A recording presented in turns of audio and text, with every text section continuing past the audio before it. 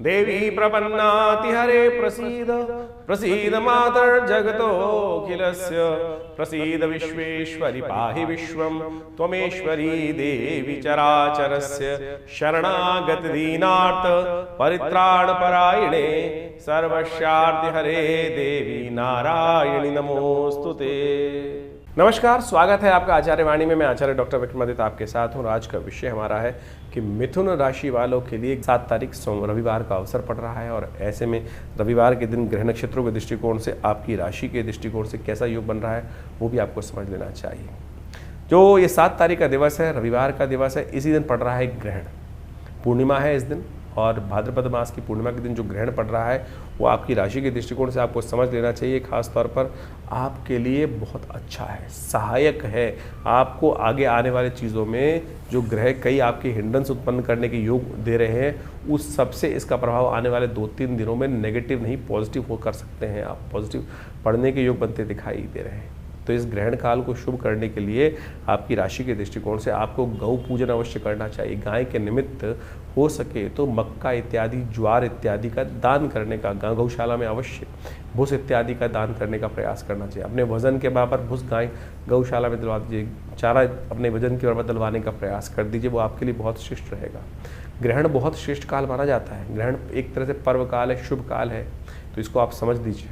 भाद्रपद पूर्णिमा के दिन चंद्र ग्रहण लग रहा है और ये ग्रहण बहुत विशेष है। इस ग्रहण को आपको अच्छे से समझ लेना चाहिए। ग्रहण किस कारण से कहाँ पड़ रहा है और किसका प्रभाव किस प्रकार से होगा।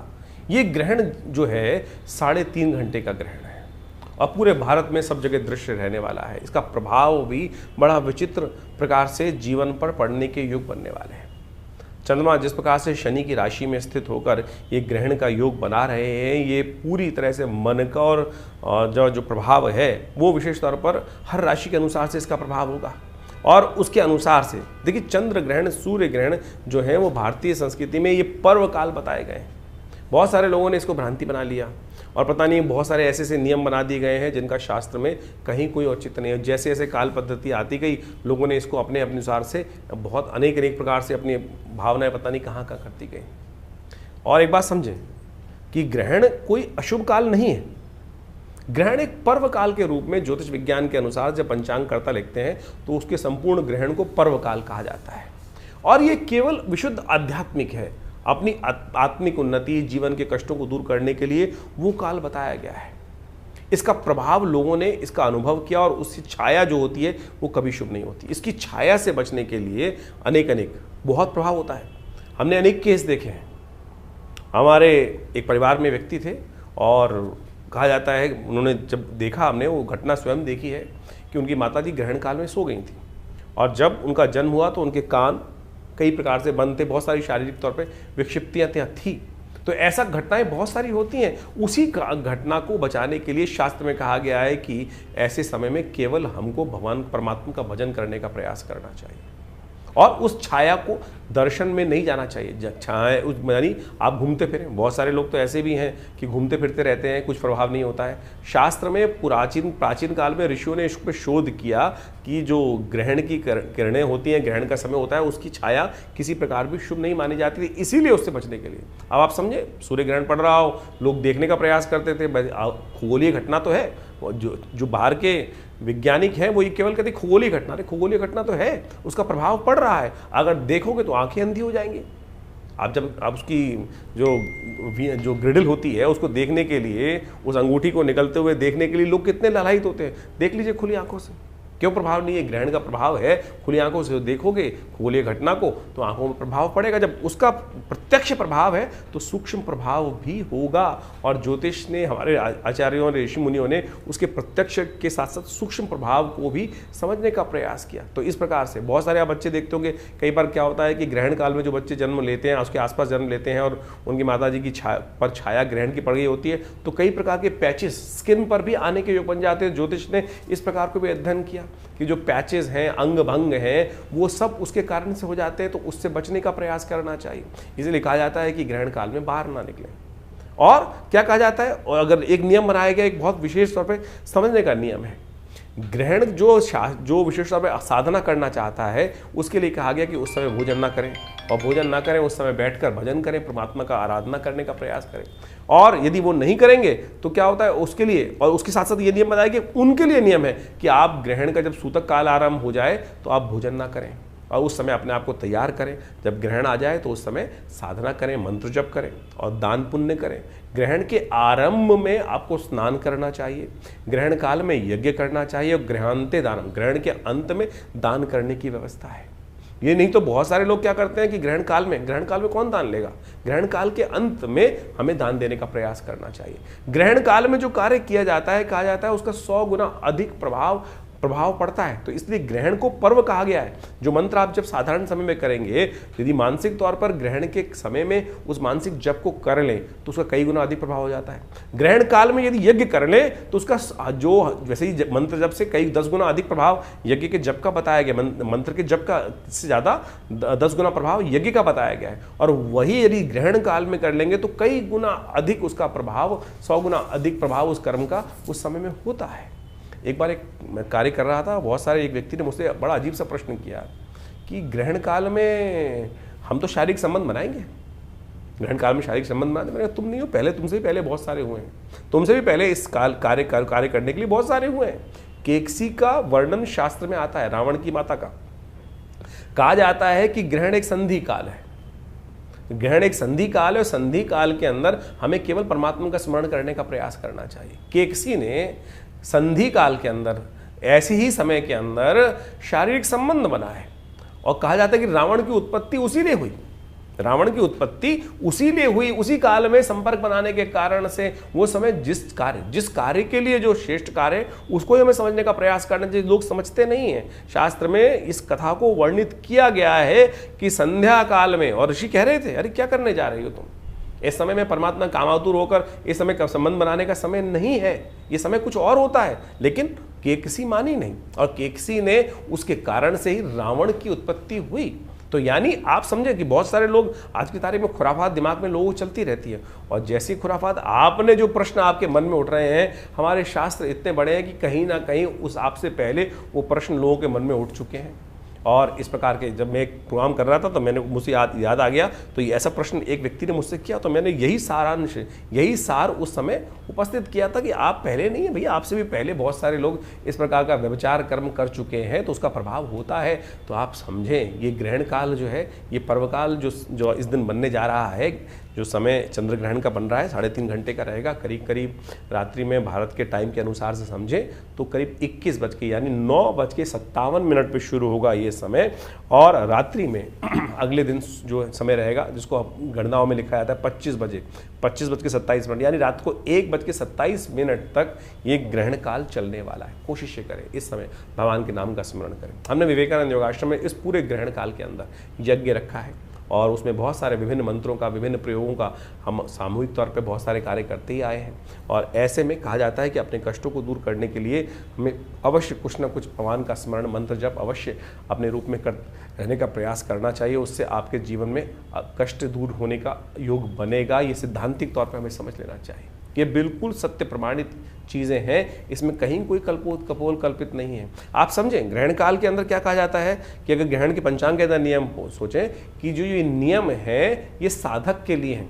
अबाल जो बच्चे छोटे जो बच्चे हैं प्लस जो वृद्ध हैं या बीमार हैं वो दवाई भी खा सकते हैं, वो अपना भोजन भी कर सकते हैं। ये भोजन का नियम जो है, यदि ये वो नियम होता कि ऐसे में कुछ विकड़ने पड़ती हैं और विकड़ने पड़ने से भोजन सब खराब हो जाता है, तो फिर क्यों बच्चों को और वृद्धों को और साथ साथ जो बीमार हैं उनको उससे नियम से हटा दिया गया?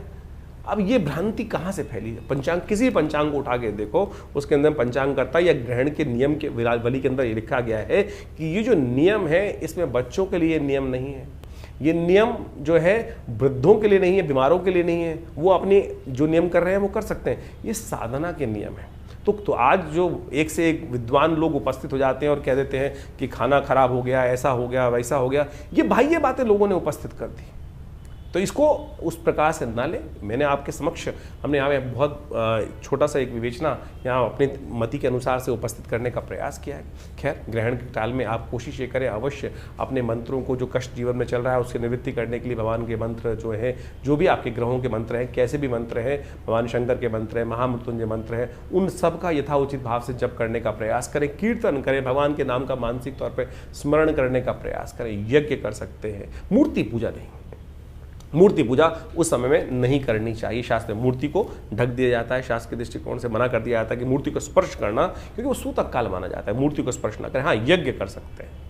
ये आर्णिक सूत्रावली बहुत सारे ग्रंथों में इसको कहा गया है, मंत्र महार्णव इत्यादि समस्त ग्रंथों में, नियम में, धर्म सिंधु के अंदर इस बात को वर्णित किया गया है कि ग्रहण के आरंभ काल में हमको क्या करना चाहिए। ग्रहण आरंभे हमको स्नान करना चाहिए, ग्रहण काले यज्ञ करना चाहिए, ग्रहणांते हमें दान करने का प्रयास करना चाहिए। तो आपकी राशि के अनुसार से क्या कुछ होने वाला है वो भी आपको समझने को मिलेगा। बहुत बढ़िया तरह से हमने इन सब चीज़ों को यहाँ रखने का प्रयास किया है, समझ लेंगे तो अच्छा रहेगा। तो मिथुन राशि वालों, ग्रहण का आपने सुंदर प्रभाव समझा और आपकी राशि के दृष्टिकोण से तो ये ग्रहण आपके लिए बहुत सहायक, सफलता प्राप्त करने के लिए अच्छे योग आपके जीवन में बनाता दिखाई दे रहा है। तो ऐसे में कुछ ग्रह हैं जो आपके लिए कुछ कष्ट उत्पन्न कर रहे हैं। शनि और राहु जो है आपकी राशि में लगातार इन दिनों ठीक नहीं चल रहे हैं और सत्य माने आने वाले करीब करीब 1-1.25 साल तक ये योग लगातार आपकी राशि में बना हुआ है। तो आप ऐसा करें कि कहा जाता है कि ग्रहण काल में जो कर्म करते हैं उसका कई गुना अधिक फल प्राप्त होता है। तो आप एक काम करें, इस 3.5 घंटे का ग्रहण है, 3.5 घंटे में कोशिश करें थोड़ा जितना हो सके भजन करने का प्रयास करें, मंत्र जप करने का प्रयास करें। शास्त्र कहता है ग्रहण आरंभे स्नानम, ग्रहण के आरंभ काल में स्नान, ग्रहण मध्य यज्ञम और ग्रहणांते दानम। तो ग्रहण के अंत में दान, कोई ग्रहण के समय में दान लेता नहीं है, क्योंकि कहा जाता है ग्रहण के समय में दान लेने से उसका भार 1000 गुना अधिक हो जाता है। तो ऐसे में कोशिश ये करें कि आप अपने वजन के बराबर इस ग्रहण काल में हाथ लगा के रख दीजिए कुछ पैसे को और वो गौशाला में दिलवा दीजिए। आपकी राशि के दृष्टिकोण से सबसे श्रेष्ठ रहेगा, क्योंकि ग्रहण आपके लिए जो है तो सफलतादायक, लेकिन शनि और राहु आपके लिए लगातार खराब चल रहे हैं। तो उनकी चीज़ों को ठीक करने के लिए आप इन उपायों को करने का प्रयास करें कि गौशाला में भूस, चारा इत्यादि या ज्वार इत्यादि ये सब भिजवाने का प्रयास कर लीजिए। सबसे श्रेष्ठ रहेगा कि इस ग्रहण काल में आप शनि के मंत्र का जप करें या यज्ञ करें, शनि स्तोत्र का पाठ करें, राहु के मंत्र का जप करें। हमने अपने चैनल पर विशेष तौर पे इनके ऑडियोज़ बना दिए हैं जो आप सुन सकते हैं। मंत्र सेक्शन में जाकर उनके 100-108 बार जो लगातार मंत्र जप है वो लगातार चलिए, करिए स्वयं। ओम प्रांग प्रीं प्रोंग से शनिश्चराय नमः। राहु का मंत्र है ओम भ्रांग भ्रीं भ्रौंग से राहवे नमः। और हो सके तो इन मंत्रों का लगातार जप करके आप बहुत सारे कष्टों से निवृत्ति का योग बहुत जल्दी बना सकते हैं। और शनि को ठीक करने के लिए हनुमान चालीसा का पाठ सबसे श्रेष्ठ रहेगा ही रहेगा, तो ये अवश्य करने का प्रयास कीजिए। इस दौरान एक बात और ध्यान रखिएगा, ग्रहण का सूतक काल सुबह 10 बजे से आरंभ होगा और सुबह 10 बजे से पहले जो आप हो सके तो चंद्र ग्रहण है तो उसमें 10 बजे से पहले आप कोशिश करें कि आप ब्राह्मण भोजन भी करा सकते हैं, क्योंकि श्राद्ध के निमित्त कराना होगा, पूर्णिमा का श्राद्ध है इस दिन। और साथ साथ आपकी राशि के दृष्टिकोण से आप और सत्यव्रत भी इस दिन रहेगा, तो सत्यव्रत की कथा भी जो है वो सुबह 10 बजे से पहले कर लीजिएगा, वो आपके लिए अच्छा रहेगा। तो इस नियम को पालन अवश्य करें, हो सके तो जितना शुभ करने का प्रयास कीजिए वो आपके लिए अच्छा रहेगा। तो राशि के अनुसार से तो आपने अपने दिन पर दिन किस प्रकार के ग्रह योग बन रहे हैं वो आपने बहुत सुंदर तरीके से समझे। ग्रहों का प्रभाव तो वास्तविक तौर पर हर प्राणी पर, जगत के विशेष जड़ है या चेतन है, उन सब पर भी पड़ता दिखाई देता है शास्त्र के दृष्टिकोण से। और उसके प्रभाव के अनुसार से ही जीवन में, संसार में जो कुछ परिवर्तन के योग बनते हैं वो बहुत अच्छे से समय समय पर लोग उसको अवगत कराते ही रहते हैं हम लोग आपको। लेकिन आपके जीवन में ग्रहों का प्रभाव किस प्रकार से है और उस आने वाले प्रभाव को समझकर जीवन में परिवर्तन का रास्ता हम सब प्राप्त कर लें, शुभ प्राप्त करने के योग बना लें, वो ज्योतिष का वास्तविक उद्देश्य है और उसको हमें अच्छे समझना चाहिए। जो ये पर्व इत्यादि समय समय पर आते रहते हैं वो केवल पर्व नहीं है, केवल हर्षोल्लास के लिए, आनंद के लिए, दिवाली पर पटाखे चला लिए, होली पर हमने रंग खेल लिया, ये केवल वो औचित्य नहीं है। वास्तविक तौर पर एक बात समझ लें, ज्योतिष के साथ साथ पुराण इत्यादि समस्त शास्त्रों में जो रहस्य बताए गए हैं कि हम इस जो पर्व काल है, जो समय है, चाहे वो ग्रहण पड़ रहा है, इस समय में जो ग्रहण पड़ रहा है उसके अनुसार से आपने अपनी राशि के अनुसार से प्रभाव समझाई, लेकिन उन सब पर्व कालों में किस प्रकार से आप अपने जीवन में अपने कष्टों को दूर करने के लिए रास्ता ढूंढ सकते हैं, रास्ता बना सकते हैं, वो वास्तविक तौर पे शास्त्रों का विशेष प्रभाव है और विशेष उद्देश्य है, उसी के लिए इन समस्त कथाओं की संरचना की गई है। ये केवल इतिहास नहीं है। बहुत सारे लोग केवल इतिहास में केवल आनंद से समय काटने के लिए इन कथाओं का श्रवण कर लेते हैं। नहीं साहब, ये वास्तविक तौर पर हमारे जीवन में उन सिद्धांतों से समझकर अपने जीवन के कष्टों को दूर करने के लिए, समस्याओं को दूर करने के लिए, उस परम लक्ष्य को प्राप्त करने के लिए कि आगे बढ़ सके, जीवन को शुभ कर सके, सबकी सेवा कर सकें, उस भाव को समझने के लिए हमको ये कथाओं के कथानक जो है शास्त्रों में वर्णित किए गए हैं। अभी आपने जिस प्रकार से अपने जो प्रकार से आप समझें ये ग्रहण इत्यादि हो रहे हैं, इसका प्रभाव आपने समझा ही। इसके साथ साथ जो अभी विशेष तौर पर एक बात और समझें कि श्राद्ध आरंभ हो रहे हैं। श्राद्ध का विशेष पर्व हमें समझ लेना चाहिए। ये श्राद्ध का जो काल है, ये विशेष तौर पर हमारे दायित्व का समर्पण है, ऋण का समर्पण है, ऋण से निवृत्ति का मार्ग है। जो हमारा कर्तव्य अपने पितरों के प्रति है, उससे निवृत्ति का मार्ग बताता है। और इसके ऊपर विशेष तौर पर भारतीय संस्कृति में सबसे ज्यादा शोध किया गया, और अब बाहर भी जाकर लोग इस पर शोध करने का कार्य कर रहे हैं। बहुत सारे समय समय की कथानक, बहुत सारे इंसिडेंट लोगों के समक्ष आते रहते हैं, और उन सब ने देखा कि बहुत बढ़िया तरीके से ये जो पद्धति है, इसके ऊपर बहुत विशेष तौर पर आज ही नहीं, अनादिकाल से, बहुत लंबे समय से एनी बेसेंट, डब्ल्यू लेडबीटर, इन सब ने भी ये theosophical society India, theosophical society world wide जो थी, उन्होंने बहुत जबरदस्त शोध करके दिखाए। आत्माओं से संपर्क साधने का प्रयास किया गया, और उन आत्माओं से संपर्क साधने के बाद उन विशेष तौर पर वर्णन किया गया। डब्ल्यू लेडबीटर की तो एक किताब है, इनविजिबल हेल्पर। यदि आप उस किताब को पढ़ने का प्रयास करेंगे, समझने का प्रयास करेंगे, उसमें जो इंसिडेंट बताए गए हैं उन्होंने उनको सही से समझोगे तो सही रूप से समझना कि जीवन में बहुत सारे कष्टों को दूर करने का योग बना सकते हैं। एक व्यक्ति हमारे आश्रम में आए, बहुत वर्ष पुरानी बात है, और यहीं फरीदाबाद से संबंध रखते थे, और वो हमारे आश्रम पर आकर उन्होंने अपने जीवन में घटी हुई प्रत्यक्ष घटना को वहाँ बताया। बहुत अद्भुत घटना है, समझनी चाहिए कि किस प्रकार से उस घटना क्रम से कैसे उनके जीवन में परिवर्तन आया। काल घटना है, खंड है, और निकल जाता है। एक बार एक घर में कहा जाता है, वो व्यक्ति जब आया उसने बताया कि उनके बड़े भाई की मृत्यु हो गई थी, और बड़े भाई की जब मृत्यु हो गई, उस बड़े भाई की एक लड़की भी थी जिसकी शादी नहीं हुई थी। छोटा भाई दायित्व आया बड़े भाई की करने के लिए, कुछ परेशान सा रहता था, कैसे इतना बढ़िया समृद्ध परिवार था नहीं। ये घटना आज से बहुत लंबी पुरानी नहीं, कुछ ही वर्ष पुरानी घटना है, और हमारे आश्रम में हमारे पिताजी उन दिनों विद्यमान थे। उनके समक्ष आकर उसने जब ये बात रखी, आज बाई चांस वो बात हमको याद आ गई। हमको समझना चाहिए किस प्रकार से दिवंगत आत्माएं आपके जीवन में आकर आपके कष्टों को दूर करने का योग बना सकती हैं। वो व्यक्ति आश्रम पे आया और उसने बताया कि इस कारण से घटना घटी, बड़े भाई चले गए, घर में एक बड़ी लड़की भी थी और साथ में बहुत सारे और भी दायित्व थे जो निर्वाह नहीं हो पाए थे। एक दिन रात में जब वो छोटा भाई सो रहा था तो उसको ऐसी ही कोई खटपट सुनाई थी, और ऐसा लगा कि जैसे बड़ा भाई जिसकी मृत्यु हो गई थी वो कह रहा हो आकर उसके कान में, कह रहे उठ, तेरे घर में चोरी होने वाली है, भैंस को कोई चुरा के ले जाने वाला है।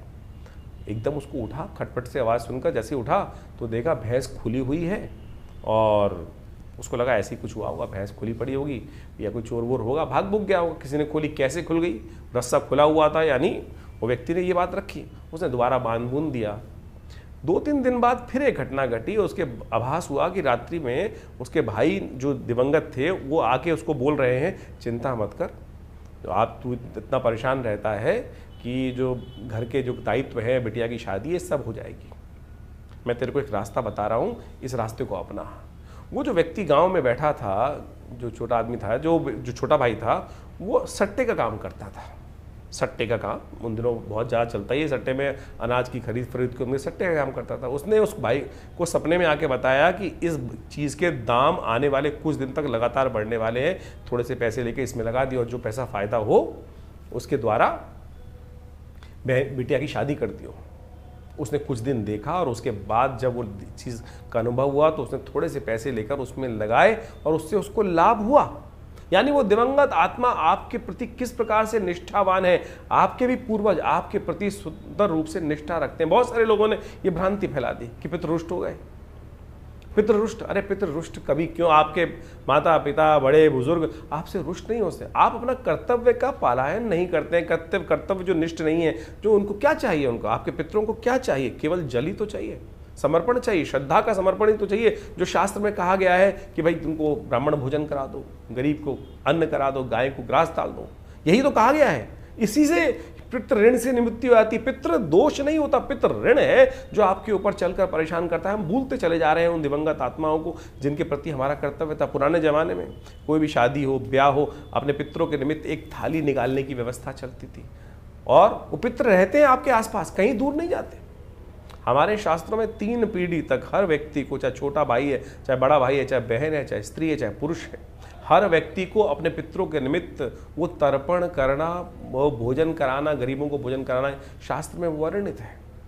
केवल ब्राह्मण को ही नहीं, इस बात को कि बहुत ब्राह्मण यदि जमा सके तो बहुत श्रेष्ठ है भारतीय संस्कृति में जिस प्रकार से बताया है। नहीं तो किसी भी भिक्षुक को, किसी भी गाय को, बहुत सारे शास्त्र में कथाएं आई हैं कि ब्राह्मण नहीं मिल रहे थे लोगों को तो गऊ को भी खिलाया लोगों ने, और वही कर्तव्य शास्त्र में बिल्कुल ठीक हुआ।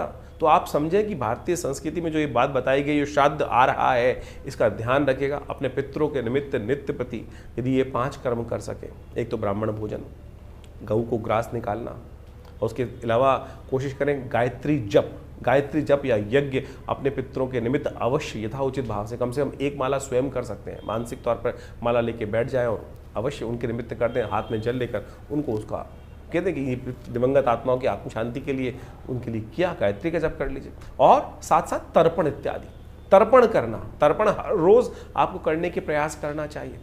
थोड़ा जल लेकर इस पितृ तीर्थ से, अंगूठे से लेकर इस क्षेत्र से, इन पूरे के पूरे जो 16 दिन पड़ेंगे, पितृपक्ष जो आता है, हर रोज अपने जो भी दिवंगत आपको याद है, ऋषि तर्पण, पितृ तर्पण, हमें दिवंगत जो करना चाहिए अवश्य शास्त्र में नियम है, उनको करने का पूरा विधान शास्त्र में वर्णित है। किसी अच्छे विद्वान ब्राह्मण के द्वारा करा देंगे तो बहुत अच्छा लगेगा। तो ये सब चीजें, अभी तो एक बहुत बड़ी घटना घटी, विश्व के एक बहुत बड़े, अमेरिका के एक बहुत बड़े एक्टर हैं, उनके परिवार में किसी की मृत्यु हुई और वो व्यक्ति, जो लड़का था उनका, वो बार बार उनके सपनों में आ रहा था और सपने आके उसको लगता था कि ये स्थिति इसकी अच्छी नहीं है। बहुत कुछ उसने अपने धर्म के अनुसार से, ईसाईयत के अनुसार से करने का प्रयास किया, लेकिन वो बहुत से डॉक्टरों को दिखाया, एक बहुत बड़ा एक्टर है, और उनके साथ वो घटना घटी और फिर वो भारत में आते हैं। और जब कुछ कई साइकोलॉजिकल, उनको लगा कि साइकोलॉजिकल डिसऑर्डर हो गया, साइकेट्रिस्ट को दिखाया, बहुत सारे, जिस प्रकार से कोई रास्ता नहीं निकल रहा था, लेकिन फिर जब भारत में आए और संपूर्ण रूप से तर्पण इत्यादि का जो कार्य जो भारतीय संस्कृति में बताया गया, विद्वानों के द्वारा कराया गया, फिर उसने अपनी ऑब्जर्वेशन लिखी है कि नहीं, उसके बाद से वो समस्या है। तो हमारे पास तो लगातार इस प्रकार के लोग पूरे विश्व से आते ही हैं, और जो जो पद्धति हमने कराई, जो जो पद्धति शास्त्र में वर्णित है, वो सब हमने कराई। तो आप सत्य माने, वो जो कष्ट जीवन में चल रहा था, लगातार आत्माएं आके परेशान, अगर आपके सपने में कोई दिवंगत आत्मा बार बार आ रही है, आपके पितरों के निमित्त जो आत्मा आ रही है और वो किसी अच्छी अवस्था में नहीं है, तो समझ लीजिए कहीं ना कहीं पितृऋण है और वो अपेक्षा कर रही हैं आपके साथ कि हमको अपना, आपके कर्तव्य जो है वो सही से नहीं कर पा रहे हैं। तो उनके लिए गायत्री जप करा दीजिए, गायत्री 1.25 लाख गायत्री जप कराना। और इन श्राद्ध काल, वैसे तो हर रोज हमारे यहाँ तो कहा गया है कि हर लड़के को, लड़की को अपने जो पितृगण हैं उनके निमित्त थोड़ा सा तर्पण अवश्य करना चाहिए। नित्य प्रति देवताओं की पूजा करते वक्त जो संध्या वंदन किया जाता है, उसके साथ पितरों के निमित्त तर्पण करना भी शास्त्र में बहुत ज़रूरी बताया गया है, तो आप अवश्य करें। हमने इस पितृपक्ष में आश्रम पर विशेष व्यवस्था करा रखी है कि जो अपने पितरों के निमित्त गायत्री यज्ञ कराना चाहते हैं, या जो विशेष तौर पर उनके निमित्त ब्राह्मण भोजन इत्यादि समस्त कार्य यदि घर पे नहीं कर पा रहे हैं, तो कम से कम अवश्य हमारे आश्रम पे पूर्ण व्यवस्था उनकी रहेगी। अपने पितरों के निमित्त गायत्री जप इत्यादि समस्त जो शास्त्र वर्णन तरीके हैं दिवंगत आत्माओं की आत्म शांति के लिए अवश्य कराने का प्रयास करें, और देखेंगे उससे मन शांति प्राप्त होती है। मन के बहुत सारे भार जो हैं, बार बार इस प्रकार की समस्याओं को ठीक करने के लिए खुद कर सके तो बहुत बढ़िया है, खुद कर सके तो बहुत बढ़िया। अपने पितरों के निमित्त एक घटना घटी, हमारे आश्रम पर आने वाला एक जातक था, और वो खूब अच्छा पिताजी के शिष्य रहे और खूब अच्छा, बहुत बढ़िया पैसा वैसा खानदान में छोड़ के गए। और आप सत्य माने कि उनका एक दिन समय आया, शरीर पूरा हो गया, जब उनकी वार्षिक श्राद्ध कर रहे थे उनके घर वाले, तो बाई चांस वो जो कपड़े थे कुछ हल्के, जिस प्रकार के वो पहनते थे, वो किसी हल्के कपड़े लेके आए। आप समझे, उस दिवंगत आत्मा ने उस व्यक्ति को आकर बताया कि क्या मैं इतना छोड़ गया, इससे संतुष्टि नहीं हुई क्या, तुम मेरे पहनने लायक कपड़े भी उस प्रकार से नहीं कर सकते। यानी दिवंगत आत्माएं आती हैं और आपसे अपेक्षा रखती हैं इतना ही कर्म करने की आपको आवश्यकता है। बहुत सारे लोग, अभी एक हमारे पास एक व्यक्ति आया बहुत दिन पहले, मैं किसी कार्यक्रम में उपस्थित था और कार्यक्रम में उपस्थित होते हुए था, वहाँ पर उस व्यक्ति ने मुझसे प्रश्न किया, शायद टीवी पे ही था, किसी टीवी चैनल पर ही लाइव डिस्कशन चल रहा था, उस पर कॉल किया उसने कि महाराज ये बताएं कि हमारे घर में ऐसी ऐसी घटना तो नहीं हो जाएगी। मैंने कहा क्यों, क्या हुआ? बोले कि कोई बीमार है, अगर वो मर जाएंगे तो हम बर्बाद हो जाएंगे। मैंने कहा ऐसी क्या बात है, क्यों बर्बाद हो जाओगे? बोले हमारे गांव में परंपरा है कि हमारे यहाँ कोई किसी की मृत्यु होने पर पूरे घर, पूरे गांव के जो 3-4 हज़ार आदमी उनको भोजन कराने की व्यवस्था करनी पड़ती है और उसी से पितरों की निवृत्ति होती है। ये शास्त्र में कहीं वर्णित नहीं है भाई, शास्त्र में कहीं नहीं कहा गया इस प्रकार की बातें कि आप उधार लो, पैसे नहीं है और उससे लेकर लोगों को भोजन कराओ। यदि पितृ कार्य करने के लिए आप कोई पैसा उधार लेकर अपने पितरों का तर्पण इत्यादि कार्य कर रहे हैं तो पितृ उससे संतुष्ट नहीं होंगे। शास्त्र में वर्णित नहीं है। आपकी जितनी, अगर आप घास भी गाय को खिला देंगे ना तो वो भी वास्तविक तौर पर आपके पितरों के दायित्व से निवृत्ति के लिए, उनकी संतुष्टि के लिए बहुत है। आप भाव भी कर देंगे, तर्पण भी कर देंगे, जल से ही तर्पण हो सकता है। और इसका शास्त्र में कोई बहुत पैसा नहीं चाहिए किसी को। ये बात ध्यान रखें कि पैसों से पितृनिवृत्ति नहीं, आपके घर में कोई दिक्कत है बहुत ज़्यादा, इस बात को हमको अच्छे से समझ लेना चाहिए। तो ये सारी बातें हमने आपके समक्ष इसलिए रखी क्योंकि श्राद्ध पक्ष अभी आरंभ हो रहा है, हमने इस कार्यक्रम में आपको बताई, तो अवश्य इन सब चीज़ों को समझकर इनको करने का प्रयास करें। इससे आपके जीवन के बहुत सारे कष्ट दूर होने के योग अद्भुत रूप से बनेंगे। और हमारा ये संस्थान लगातार इनसे संबंध में बहुत सारे कार्य करता ही रहता है, समय समय में बहुत सारे यज्ञ इत्यादि बहुत सारे कार्यक्रम चलते ही रहते हैं। आप सब उनमें जुड़ सकते हैं। हर रविवार को तो विशेष कार्यक्रम यज्ञ का होता ही है, मंगलवार को सुंदरकांड का पाठ होता है और बहुत सारे समय समय पर उत्सव के यज्ञ रहते हैं। अभी नवरात्र का यज्ञ रहेगा बहुत बड़ा, उसमें सम्मिलित चंडी का सुंदर कार्यक्रम रहेगा। तो ये सब जो उत्सव जिससे हमने आरंभ किया था, ये उत्सव है, ये केवल उत्सव नहीं है, ये केवल पर्व नहीं है, ये हमारे जीवन के कष्टों को दूर करने का सुंदर मार्ग है। तो अवश्य इनको हमें अपनाने का प्रयास करना चाहिए और इनसे वैज्ञानिक विधान जो है इनको समझते हुए कार्य करने का प्रयास करना चाहिए।